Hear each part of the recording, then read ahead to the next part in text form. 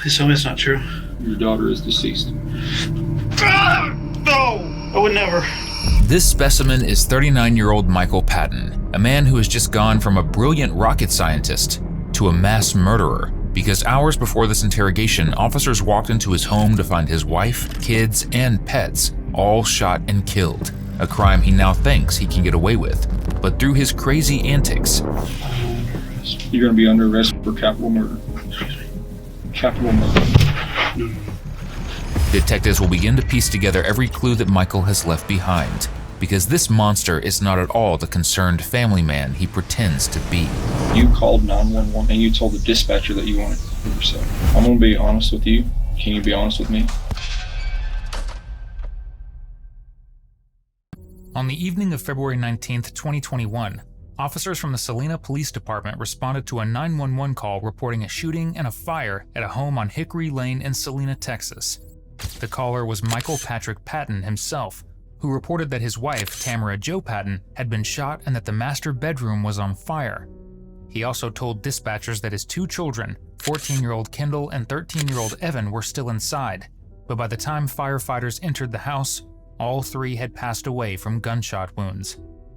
And the man who made that call was standing outside waiting for them, firearm in hand.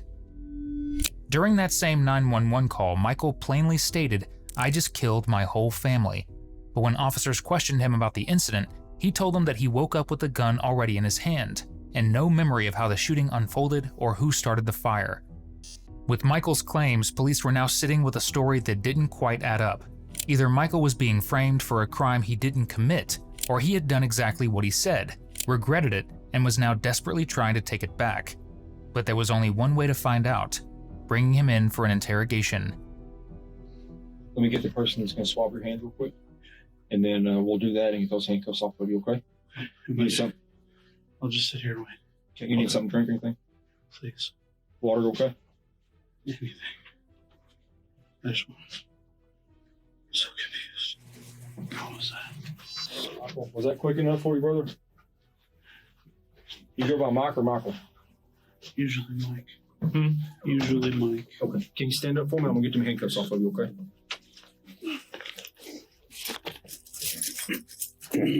Whenever I take these handcuffs off of you, I just need you to sit back down on the chair for me, okay? No problem.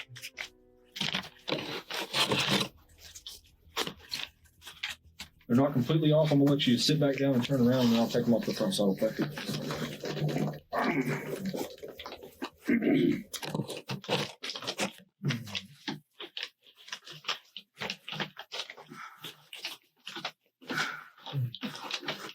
This is who I was talking about. Was going to take a swab of your hands, okay? You okay with her doing that? Never gets me answers. What's happening? Okay. We're going to let her do this and get out of here, and then I'm all yours to answer any question you have, okay, buddy? Hey, Mike, do you have any injuries to you right now? Are you hurt anywhere, bleed anywhere, cut anywhere? Yes, I know. Okay. Well, do you mind standing up right here on the swab? Mike, do you mind just lifting your shirt up and just looking at yourself real quick? Make sure that you're not hurt anywhere. I just want to make sure that you're okay. You've got a bruise right here. Is this old? Yeah, that's a couple days old. Couple days old. Okay. Anything on the backside? No cuts or nothing like that? Do you mind if I lift your shirt up? For it. You got I can't tell if that's a scratch over here. You got a cat or something at the house? 3 dogs and Isn't a cat? It looks like you got maybe a cat scratch over in one side. probably. At the time, the detective had no hard evidence to work with, but with the brief check they'd done on his body, there was no doubt Michael had clearly been in a struggle. He might seem distraught and uneasy as he paces around the room, but he has a lot of explaining to do. Obviously, I think you've got some questions that you were trying to ask me a minute ago. Too, but I don't have the arrest. I feel like I need somebody to help me with what's going on, because I don't have any idea what's going on. Well, to be perfectly honest with you, neither one of us have an idea of what's going on right now either, because we haven't spoke with you yet, if that makes sense. Yes. So we really don't know. We don't know what's going on. I think our hope was that you would help us figure out what's going on as much as us help you figure out what's going on. Try, but I don't know what happened. Are you You sound really short of breath. Do you have asthma or medical condition or anything? Or are you No, just tired I'm stressed out. or just really stressed? I don't know what's happening. I just want to clarify before I ask you any questions or you ask me any questions. You said you did understand your rights. You do want to speak with me, correct? Start, but I don't know if I start getting overwhelmed. I want somebody to. You can stop the interview at any time. What was your question? You were trying to ask me some questions when we were coming up the stairway. I don't know what's happening. I don't remember what happened. I remember working this afternoon. What do you do for Raytheon? Configurations. So basically, I make sure everything's right before it gets released. Sure, drawings or documents or whatever. I really don't know what Raytheon does. What is Defense, missiles, aerospace. So are you still employed? Is Raytheon is a private contractor? That's contracted through the government? Contracts and stuff, yeah. Okay. Mainly government contracts. What is it that you do for them? The configuration stuff. I run a meeting every month with the Navy. I check all the drawings for my programs. Make sure everything's right. I make sure that the markings are correct so that we're protected government-wide, copyright and all that fun stuff. Is it like classified type of stuff or? No, I have my classified, or I've been cleared classified, but I don't work on a classified program currently. Okay. Forgive me, I don't know much about. No, I wasn't in the.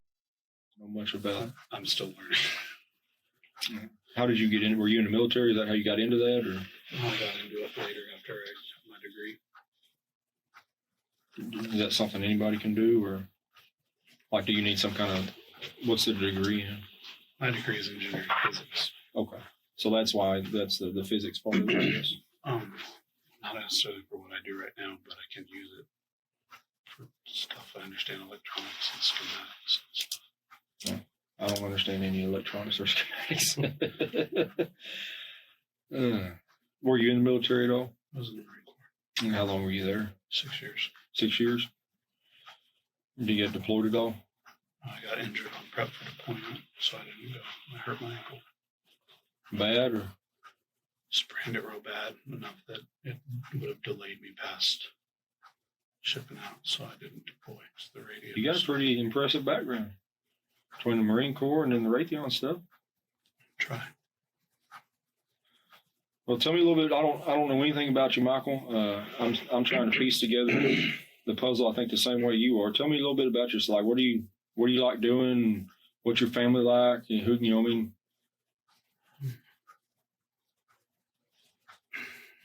My wife and I have been together since I was 19 and she was 18. My 2 kids, she's a nurse. Her daughter's a swimmer. Pretty good. Son's high functioning autistic, but he manages some days. Other days that or all doesn't help. I like music. You collect vinyl? A lot of it? I just started not too long ago, probably 2 years ago. How much do you think you got? 40, 50 albums. Oh, okay. I'm not hardcore yet. Well, the only reason I know about that is my father-in-law was a radio DJ for like 34, 40 years, a long time. And so he came to live. He needed a place to live when he moved. So he lived with us for a little bit, and he brought these wooden crates. I guess they're made specifically because they're the size of the vinyl records that fit in. He probably had like 30 of these wooden crates full of vinyl records that we had to move in and then move out. And you know how moving goes. But so he had a huge vinyl collection, but I think he's dwindled his down now. I mean, I like music, I like hanging out with my kids. I've been binge watching TV show lately. He's on that. We'll do an episode or two. What show is it? Supernatural. You seen Supernatural? Oh. I don't know that I've even heard of it. So we've been watching that. Play video games every once in a while, but I'm not that into it. It's just something to occupy my time. Been getting back into working out recently. Trying to better myself. You going to the gym or doing it at home? Gym, but we're working on buying something for the house. Like a home gym thing? You go in the garage? Mm-hmm. What, you said your son's high functioning autistic. How old is your son? 13. 13. When you say high function, there's so many different kinds of autism out there. What is his specific? He's anxiety. He was kind of not antisocial, but busy social environments. He had a delayed learning. He didn't speak until he was like 4. And so usually, like I said, the Adderall tends to help with it. Some days it does and some days it doesn't. He's very easily addicted to screens. Addicted to what? Screens like video games, his phone, Yeah. stuff like that. He does taekwondo. Seems to enjoy that. That gives him some structure. Focus. Yeah. It gives him something like specific movements, and he's able to practice it. And, How old was your daughter? How old is she? You said she does some swimming stuff? Yeah, she is 14. What does she do swimming wise? All the strokes. Why did you say? I'm just trying to learn who your family is. I don't know anything about them. You said how old she was. I don't know why I said that. I just trying to figure out about your family. I was really trying to figure about you and she swims whatever events, and the meets are open, and you schedule whatever events that you want the kids to swim.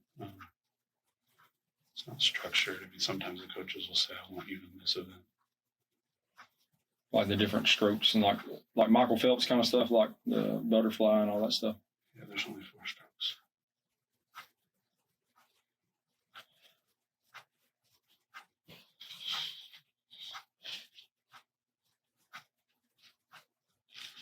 For some reason, Michael uses the present tense to describe his children, as if somewhere in his mind they're still alive, which means one of 2 things. Either Michael is genuinely disassociating from what he's done, or he's willing to put on an act for as long as possible. Seeing this, the detective decides there's no point beating around the bush. Why do you think we're here today? I'm confused on why we are here. You don't remember anything from today? All I can think of is the other day, my wife was, we've been working lately. We've been struggling a little bit. I've been trying to work on it. I was going to counseling. I haven't been in a few weeks. I've been going to counseling, and I'm struggling. Saturday night, she had one of the guns and was saying that her only way out. Say that one more time. She said the only way out was to basically. And I wouldn't leave her alone. I kept trying to get the gun away from her. And after about 2 hours, I got it away from her. But,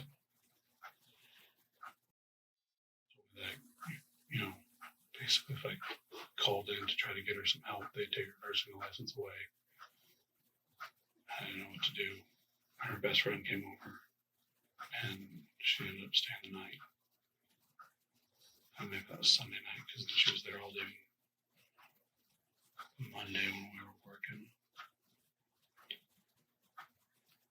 And I've been watching. I've been afraid that she was going to hurt herself. I hit the guns, and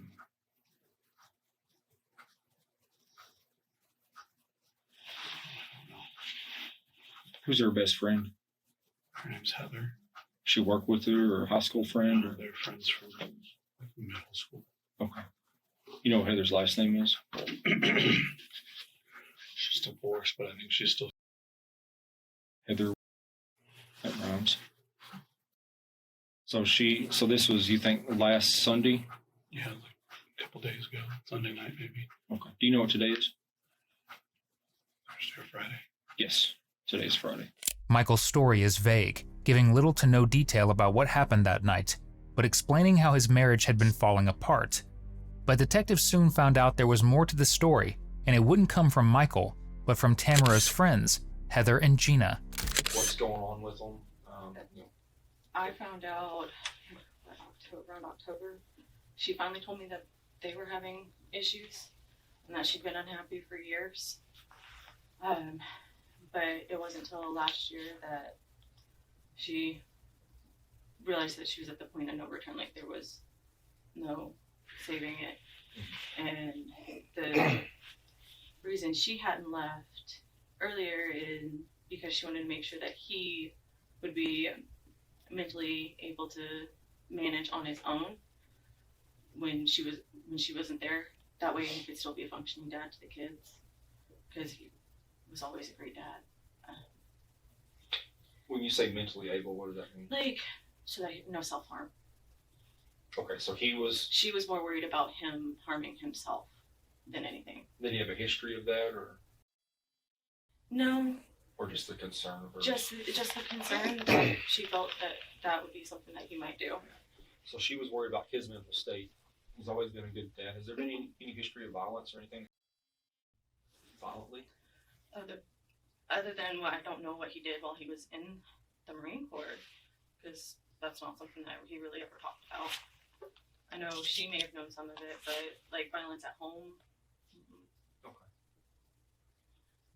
Anything that you know or saw that was like would scare you or concern you, or this is just like complete? Just when some of the things that she would tell me, like how he cornered her in the closet the other night and was going on for 4 hours about how they could fix their marriage and make it work. And cornered her in the closet? Yeah, she did. She didn't say he touched her physically or anything. Just wouldn't let her get away from him to not have the conversation and give her the space.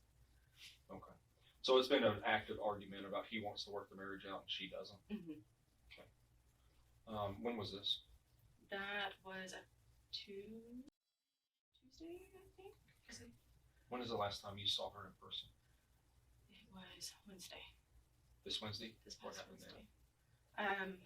Everything seemed fine. I got there late Tuesday night, and he slept on the couch. Her and I slept in the master bedroom.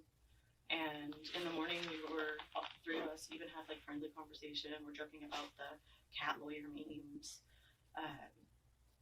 And it was a pretty normal morning. He made us coffee and everything seemed stable, at least. Like there was nothing that was telling me that there's a huge red flag. Was there a specific reason that you went and stayed the night over there, or? Because he had cornered her and wouldn't give her space, and I'm usually a good buffer. Okay. And it gave her the space she needed. And when I got there, you could tell she'd been crying all day. Her eyes were puffy. She said, she didn't feel like she could leave yet, but she needs to. She's miserable, unhappy. The kids, they've been together since they were 18, she said. But she said he's very controlling. She said that, I think this was a while ago, she did mention about him at some point getting physical, I want to say, but she didn't say exactly what, but that's kind of what she insinuated, and that's when I told her, we need to get this out, but, it just seemed like she just couldn't leave, and that this was going on for, a long time. I don't even know anything else about her husband, I don't even know his name, but from what she talks about him, she was just, unhappy. She said there's only one way out. She says she's going to end it for good. And she says it's the only way. She's like, and as she kept saying, she's like, I'm sorry, it's the only way. I can't live like this. I want it to be over. It will be over soon. only one step. He won't let me go. No, it's, and then I told her I was coming over. She said, no, it's not safe to drive. And then I told her that I was coming. And she kept saying, she said, Heather, I'm okay. It will be okay. It's the only way. And then I told her that I told her I was coming over. When y'all saw each other in person, when you got there, did she go into detail about the event at all? About any of that? Just that he was going on and on, same thing about trying to make it work, that she needs to put the effort into making it work, and just things that, same conversations they've been having, is just a barrage of it. Did he tell you anything that happened? Did he speak to you at all? Not about anything that happened. You got there, where was she at? She was in the bedroom, in the bed. Laying down? She was sitting up. Okay. Anything about her? I mean, did she say how she was going to try to? Or was just kind of vague text? Just that he took the gun away. So I would assume. That she had a gun? Yeah. Is that in one of the deals that you sent me in screenshot? Mm-hmm. It was verbal conversation when I was there. So she told you that she had a gun? No, just that Mike took it. Mike took it. Did that mean she actually had a gun in her hand and he took it out of her hand? I don't know. I didn't ask specifically. What they described was a marriage that had become a prison. Tamara had been so overwhelmed by Michael's presence that she would hide from him, in her own closet, in her own home, just to get a moment alone. She had grown deeply unhappy, felt completely suffocated, and at her lowest, had begun having thoughts of taking her life. And through all of it, Michael had no idea, or at the least, that's what he wanted everyone to believe. So last Sunday night this still happened. Did you end up ever contacting anybody, or you just kind of let the friend kind of? With the friend, I've been talking to her. She was doing better throughout. She was talking to me, kind of opening up, and thought we were doing better. And she agreed that she'd do couples counseling with me. And so I said that, she's been waffling on it back and forth for about a month. She agreed she'd go. Told me I might not like all her answers, but that she would go because I thought it was important. And so I was going to look into, and that was.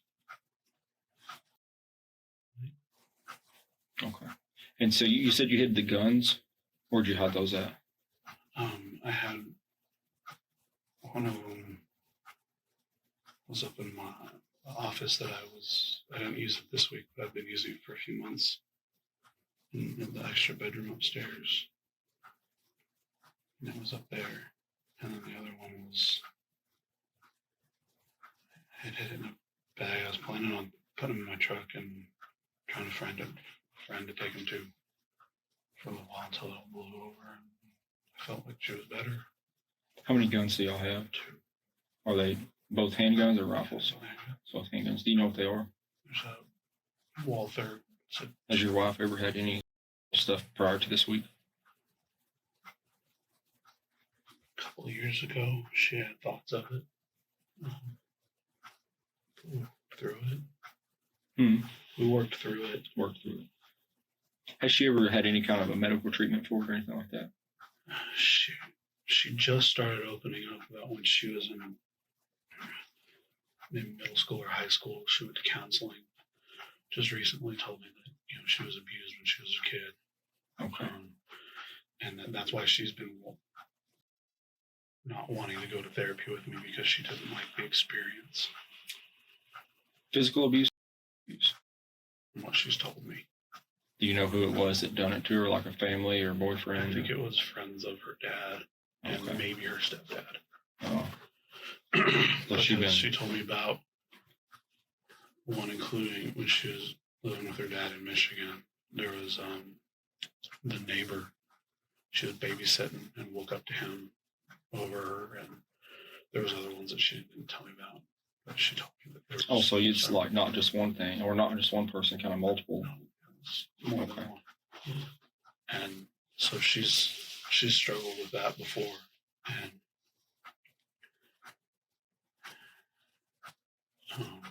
so like I said, we worked through it, and I've been trying to work through it. To Michael, he had done everything right, worked on himself, tried to be better for his family. But what he called effort, Tamara experienced as control. And at some point, according to Gina, Tamara had decided she was done waiting for things to change. Had she told you anything about, like, were they trying to, or what were their plans? Were they trying to work it out? Were they going to split up? Were they trying to divide assets? What was their... She said, she didn't say it. She said she's been trying for years. They were trying to work things out for years, and she just can't do it anymore. Like, exactly like that, she pretty much said. And that, you know, she's just been trying to leave, sort of thing, but he like kind of guilt trips her. But that, like, she hasn't been in love with him for like at least a year. Do you know a specific time frame where has she told him, like, hey, the marriage is over, or is he still under the impression they were trying to work things out? She made it sound like she told him multiple times that, you know, she's not happy, that she missed out. I guess last night when she texted me, she said, I told him I'm done. I thought that meant I'm done with him, because she was doing a lot of work yesterday because she was catching up since, you know, she lost power for a little bit. So I didn't really think anything of it, but Heather told me that she said no, she told him that she's done with the marriage, because I guess she told Heather something similar, and, you know, she knows her better. So I was like, oh, I realized that. She had texted me, so she wasn't sure if she would be able to come out tonight because of all the work she had to do. And then, you know, I said, no problem. You know, we ended up pushing the reservation out. So she said, you know, she would come. She's like, you know, I'm going to come, blah, blah, blah. I just got out of the shower. I might be late, but I'll be there. Talking about last night? Yeah. And then she said, I'll text you when I leave. Unfortunately, Tamara never made it to that reservation. And with that detail sitting heavily in the room, it was time for the detective to get serious with Michael about what really happened that night. Well, Mike, can you just walk me through what you do remember from today, and that way we can kind of try to piece together why we're here today? We were working. We were talking to one of my coworkers. Probably 4. I think I took a shower. I came back down. My wife and I were talking about wanting to buy a new mattress. The one we have is too soft. It dips really bad in the middle. And I don't remember. Is it normal for you not to remember your day? No. You feel It like happened the other night. When her best friend came over, I was still awake. It was, I don't know what time it was. And they had passed out in the bed, and I didn't want to intrude or anything, so I set up the couch. Before I lay down on the couch, passed out, and my wife actually came out to just check on me, and she found me on the floor. what happened? I don't know, I passed out. I don't know. I was tired. I remember standing there thinking, okay, get on the couch. And then I woke up on my back in the middle of the floor.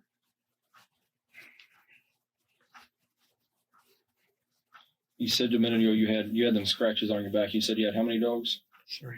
3 dogs? What kind of dogs are they? 2 pugs and a bulldog. 2 pugs and a bulldog? They all stay inside? Mm-hmm. The pain? It's a lot of dogs in one house. Yes. I'm sorry, I'm having trouble focusing. Why do you think you're having trouble focusing, or why do you think you can't remember stuff from today? It's not, you asked me, I have trouble remembering stuff, and it's not that I do all the time. I do sometimes. I had a really bad concussion in high school, and so my short-term to long-term memory isn't always there. That's one of the areas that pissed my wife off, was that we'd talk and I wouldn't necessarily remember it an hour later, and I'd want to reiterate it, go over the conversation.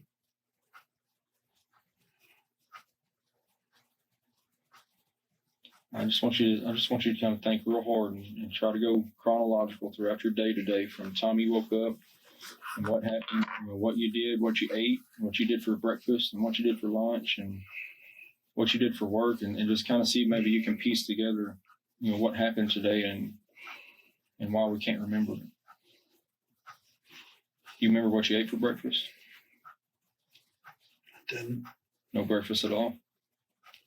Toast about 11. 11? Did you eat anything for lunch, or was that your lunch, the toast? I don't remember. Did you eat anything for dinner tonight? I don't think so. I don't know. It's quite surprising that Michael could recall everything about his life in vivid detail, except for the one night that mattered most. For a man whose job requires him to hold complex systems in his head and account for every variable, his choice to feign memory loss was hard to ignore. And interviews with Heather confirmed that no one who knew Michael had ever seen him struggle with his memory before. Does he have any medical conditions or anything that you know about? Not that I know of. Anything that was physical, mental? He may have PTSD from the military, maybe? What would make you think that? I don't. Long time. I know he's lost friends out there, and I think he was in Afghanistan for a little bit. It's been a long time since I've thought about his military career. Okay. Does he have any kind of mental problems? Like, is he smart, intellectual? Yeah, he's very smart. Very smart. Has he ever had any problems remembering things? Any problems not recalling events, or Not that I'm aware of. no mental lapses, no hospital stays due to No. stuff like that? No. I'm aware of, and I've been around. He's been around since I was 17. Since you were 17? Mm-hmm. And how old are you now? 34. No, I'm not supposed to ask that. I'll be 35 this year. Well, I wouldn't have guessed it. Is y'all ever had a conversation and 5 seconds later you're having the same conversation because you didn't remember you just had it? Not with me particularly. Okay, when you say that? Just how he would go on and on. Like, she would tell him, and he just would pretty much ignore it and just keep going. Okay. When it was talking with her. With other regular conversations that we've all been around, he's never had any issues remembering. Sometimes he'll remember stuff, and I'm like, oh, I couldn't even remember. Okay. With everything Heather and Gina had laid out about the couple and their marriage, no version of Michael's story was going to hold up in that room. I need to talk to somebody. I can't remember, and I don't know what to do. Do you remember the police coming to your house this evening? I remember being on the sidewalk on my face. Okay. Mike, look at me. Yeah, look at me, brother. I'm going to be honest with you. Can you be honest with me? You called 911 tonight? Called 911? And you told the dispatcher that you wanted to. Do you know why you would tell them that you wanted to? In the last 10 years, there's been 3 times that I wanted to. I said that tonight. If you want me to be honest with you.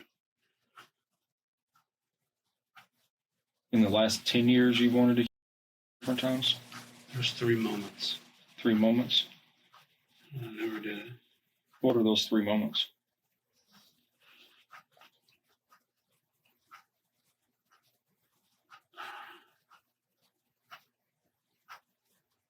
One of them I got before I went back to school. I got screwed over by my boss. Everything had been going really good. And I didn't see it coming. I didn't protect myself. And I failed my wife. I failed the kids. And we were in a really bad place as far as financials go. And I wasn't doing well coping with it. It was a hit to me. And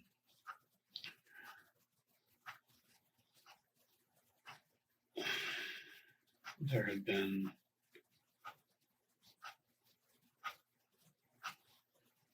rumors that my wife had slept with a coworker. She told me it wasn't true, but it was just another piece. Something else to add some stress. Why were you wanting to hurt yourself today?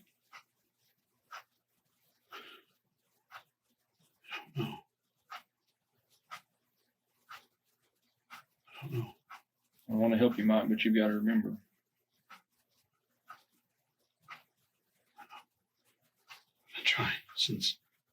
Been trying to jar my memory, walk through my day. That's what I was doing the whole time I was in the back of that car.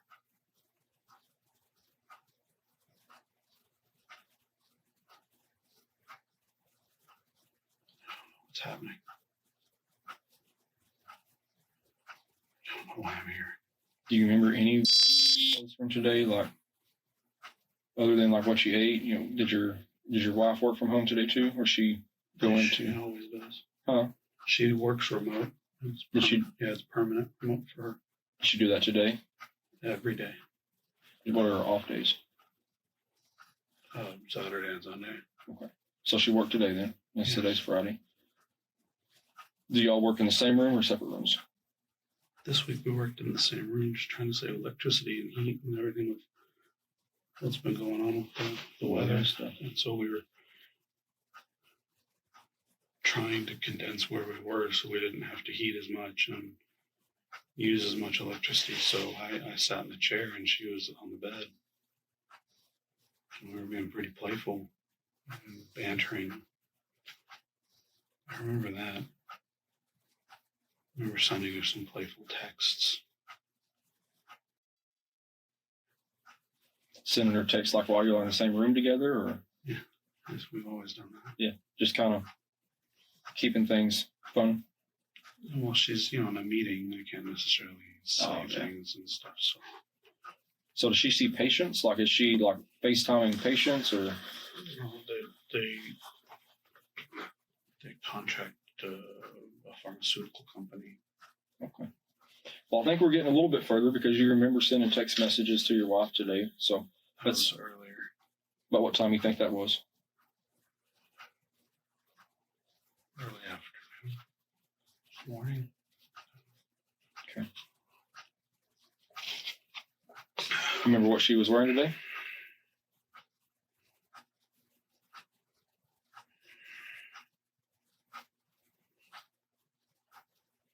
I'm not sure yesterday.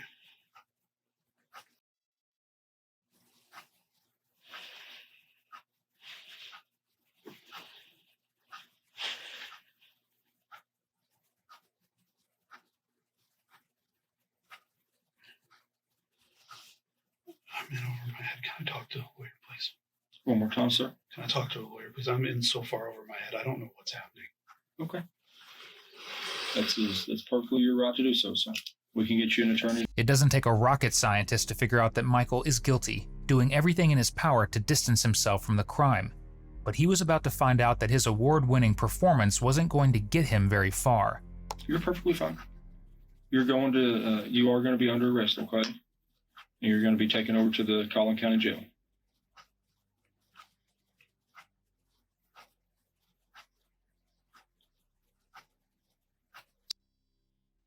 I'm under arrest.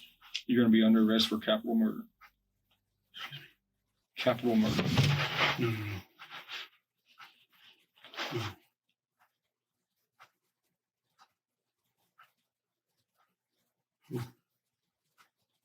You caught me a minute ago whenever I used past tense instead of present tense.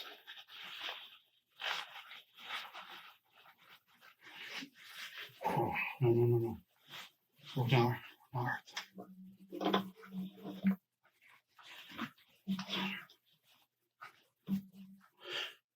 wouldn't. Here's what I need you to do, Michael, okay? I need you to stand up and turn around and face that wall for me, okay? Stand up for me. Turn around, put your hands on the floor here. No, don't put your hands on the wall, just face the wall, okay? No, no, no, no, no. No, I didn't. Did not hurt anybody. What's truly shocking is that Michael actually believed he could outsmart the detective, even though he literally called 911 and explicitly confessed to the crime himself. And even after being placed in cuffs, he kept up the act like he had no idea what was going on, putting on arguably one of the dumbest acts these detectives have ever seen.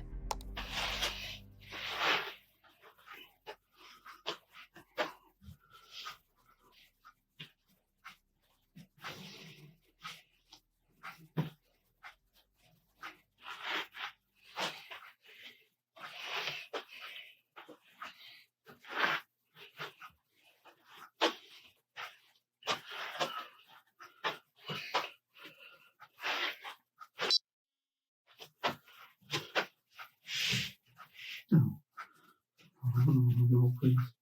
Mike, don't fall down on me. If you're gonna do like that, sit down in the chair.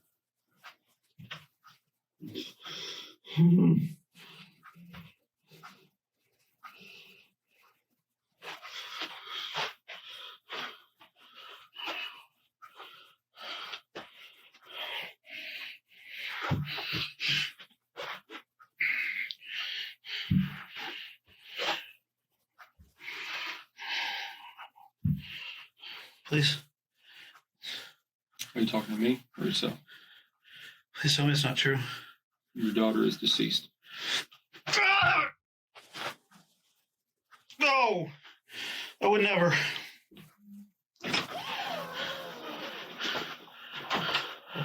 You good to go? Yeah, come on. With that, the interrogation came to an end. Michael Patton was booked into Collin County Jail and was later sentenced to life in prison without the possibility of parole. Thank you for watching today's video. Whether you're new here or have been with us for a while, check out one of the craziest cases I've ever covered right here, or one of my newest uploads right here.